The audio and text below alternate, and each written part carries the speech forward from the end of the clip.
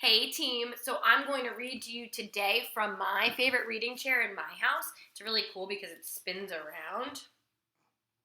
Very fun. Thor and Ruby love to cuddle with me when I'm reading. So I'm going to read The Wild Robot from my favorite chair in my house. Last time I asked you two questions. How or when have you felt annoyed like Roz and the Pine Cones? And also when Peter Brown was describing the setting, what did you think it looked like? So it was really cool to see people's pictures of what the setting might have looked like using all the detail words, and then hearing the times you've been annoyed. A lot had to do with siblings that were annoying you. I know Thor and Ruby always get scrappy with each other and get annoyed with each other. So we're going to jump on into chapter 13. It's called The Aftermath. You'll see if they'll make room for me. Sometimes they will. Sometimes they won't. All right, here we go. The Aftermath. Daybreak, and the storm had passed, but the sounds of water were everywhere. The air was filled with dripping sounds of mountain runoff and the sloshing sounds of flooded streams. And then came a very different sound. It was the clanging sound made when a robot slips on a wet rock. I told you they annoy each other. There were quite a few clangs that morning. As Roz worked her way downhill, she scanned the aftermath of the storm. Giant mounds of mud and debris had formed below the cliffs. The island's central river had crested its banks and spilled into the nearby fields and forests. Some trees had been uprooted, others had been submerged, and their branches barely poked above floodwaters. Their lower branches swarmed with fish instead of birds. After such a storm, you might expect to see corpses scattered among the devastation, but the animals survived just fine.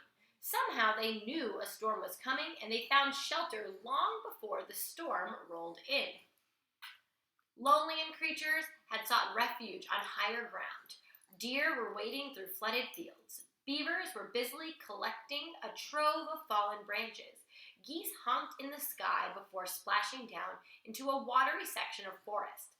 Clearly, the animals were experts at survival. Roz the robot was not. Roz was crusted with mud and grit, so she gave herself another good cleaning, only to reveal her dents and scratches. They were really starting to add up. She hardly resembled the perfect robot who had appeared on the shore just 1 week earlier. The wilderness was taking a toll on poor Roz, so she felt something like relief when she spotted the quiet hole in the side of the mountain. It looked like a safe place for a robot. She stomped across the hillside and up the cave, but never stopped to wonder what might be lurking inside. I'll give you a second to pause and think what might be lurking inside. Chapter 14 is called The Bears. Roz stomped into the cave, and then she stomped right back out. "Please stay away," said the robot to the two bears who were now nipping at her heels. You see, when Roz stomped into the cave, she accidentally woke up a brother and sister bear from their morning nap, which is never a good idea. And to make matters worse, bears have an instinct that drives them to attack when a creature runs away, especially if the creature is running away is a mysterious and sparkling monster. So as she startled, the bears watched Roz stomping out of the cave. They really had no choice at all. They simply had to take chase. Roz tried her best to outrun the bears. She leaped over rocks and wove through trees and stomped across the mountainside at full speed. But the bears were young, strong, and fast, and the robot still had so much to learn about moving through the wilderness. She never even saw the tree root. One moment she was stomping along, and the next moment she was flying through the air, thumping down onto a rotten log. Clumps of soft wood stuck to her side as she stood and faced her attackers. Wouldn't you be afraid if two bears were charging toward you? I know I would.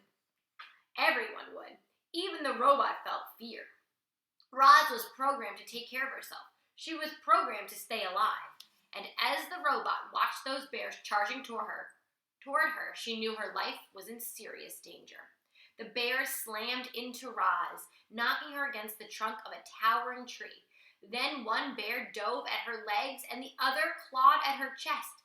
If only the robot had swung her fist or kicked her feet, she could have scared them off. One good bop on the nose would have sent them running, but the robot's programming would not allow her to be violent. Clearly, Roz was not designed to fight bears. Powerful jaws chomped her arms. Sharp claws slashed her face. A massive head rammed her chest. "Please stay away," said the robot. "Roar," said the sister bear. "Grrr," said the brother bear. And then the bears went in for the kill. But the robot had vanished. I wonder where she went. Chapter 15, The Escape.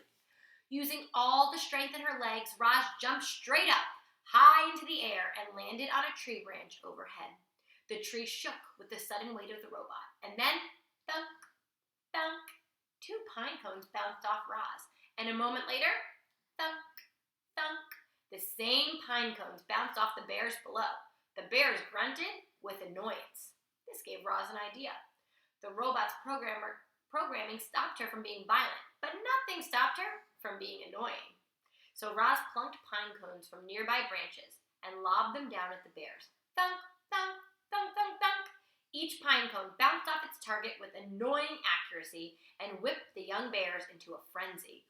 "Roar," said the sister bear. "Grrr," said the brother bear. "I do not understand you bears," said the robot.